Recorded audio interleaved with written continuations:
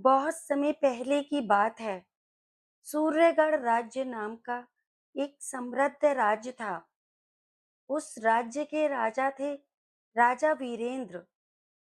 वे न्यायप्रिय थे, लेकिन एक बात उन्हें हमेशा परेशान करती थी। इंसान की जिंदगी में सबसे बड़ा क्या है, भाग्य या बुद्धि? राजा ने कई विद्वानों से पूछा।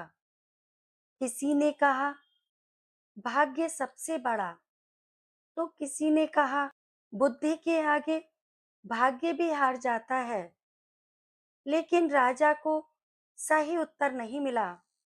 एक दिन उन्होंने पूरे राज्य में घोषणा करवा दी, जो व्यक्ति यह साबित कर देगा कि भाग्य बड़ा है या बुद्धि, उसे आधा राज्य और सम्मान दिया जाएगा।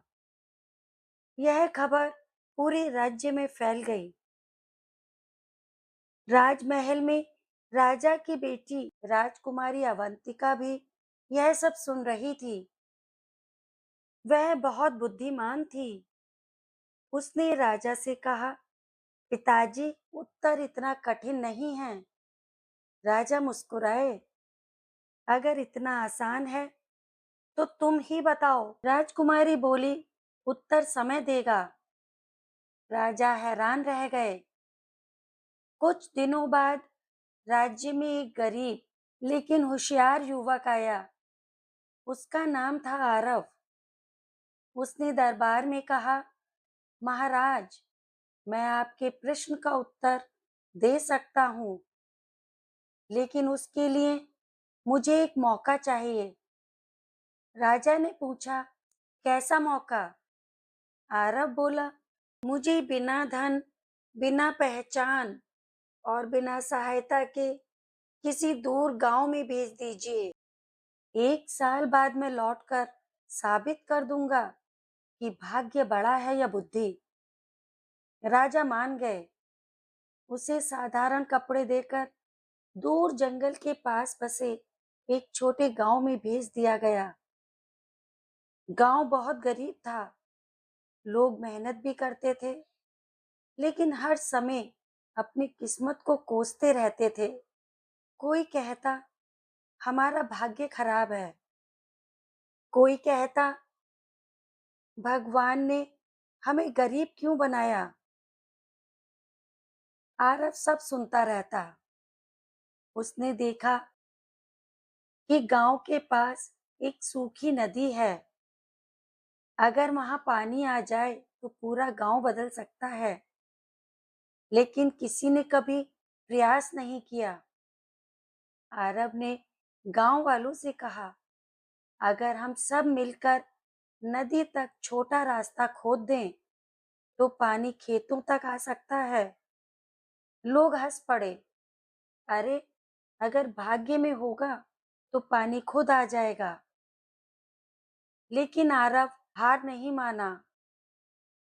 वह रोज अकेले मिट्टी खोदने लगा। धीरे धीरे कुछ बच्चे उसकी मदद करने लगे। फिर कुछ बूढ़े आए। फिर पूरे गांव ने साथ देना शुरू कर दिया। 3 महीने बाद नदी का पानी खेतों तक पहुंच गया। सूखे खेत हरे हो गए। गांव में खुशहाली आ गई। अब वही लोग कहने लगे, आरव बहुत भाग्यशाली है। यह सुनकर आरव मुस्कुराया, लेकिन कुछ नहीं बोला। एक दिन अचानक भयंकर तूफान आया।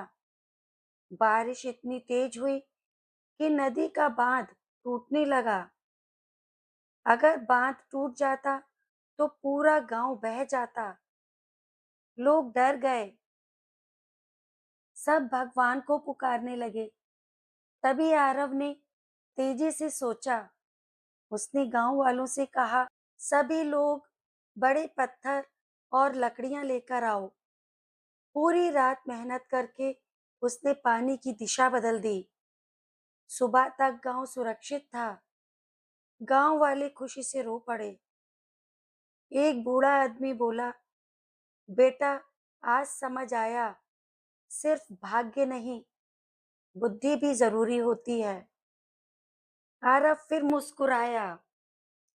1 साल पूरा होने के बाद आरव वापस राजमहल पहुंचा। राजा ने पूछा, तो बताओ बड़ा कौन है, भाग्य या बुद्धि? पूरे दरबार में सन्नाटा छा गया। आरव बोला, महाराज, भाग्य अवसर देता है, लेकिन बुद्धि उस अवसर का सही उपयोग करना सिखाती है। राजा ध्यान से सुनने लगे।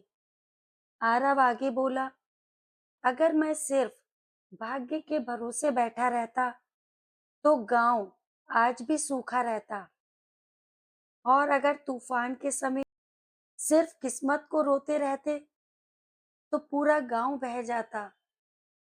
फिर उसने कहा, भाग्य दरवाजा खोल सकता है, लेकिन उस दरवाजे से चलकर मंजिल तक बुद्धि ही पहुंचाती है। दरबार तालियों से गूंज उठा। राजा बहुत खुश हुए, लेकिन तभी राजकुमारी अवंतिका मुस्कुराकर बोली, और बुद्धि भी तभी काम करती है जब इंसान मेहनत करने का साहस रखता हो। राजा भावुक हो गए। उन्होंने कहा, आज मुझे मेरा उत्तर मिल गया। भाग्य और बुद्धि दोनों महत्वपूर्ण हैं, लेकिन बिना बुद्धि और मेहनत के अच्छा भाग्य भी बेकार है। राजा ने आरव को सम्मान दिया, लेकिन आरव ने आधा राज्य लेने से मना कर दिया। उसने कहा, महाराज, मुझे राज्य नहीं चाहिए, बस इतना चाहिए कि आपके राज्य में कोई इंसान अपनी हार का दोष केवल भाग्य को ना दे। राजा ने उसी दिन पूरे राज्य में शिक्षा और मेहनत को बढ़ावा देने का आदेश दे दिया, और धीरे धीरे सूर्यगढ़ राज्य पूरे देश में सबसे समृद्ध राज बन गया। इस कहानी की सीख यही है दोस्तों, सिर्फ भाग्य के भरोसे बैठना कमजोरी है। बुद्धि और मेहनत मिलकर भाग्य को भी बदल सकते हैं। मुश्किल समय में घबराने के बजाय सही सोच सबसे बड़ी ताकत होती है। अवसर सबको मिलते हैं, सफलता वही पाता है जो समझदारी से काम लेता है। आपको हमारी आज की प्रेरणादायक कहानी कैसी लगी? कमेंट बॉक्स में कमेंट करके जरूर बताइएगा। चैनल को लाइक, शेयर और सब्सक्राइब जरूर करना। ऐसी ही वीडियो के साथ जल्द मुलाकात होगी। तब तक आप सभी खुश रहिए, अपना ख्याल रखिए। Bye bye.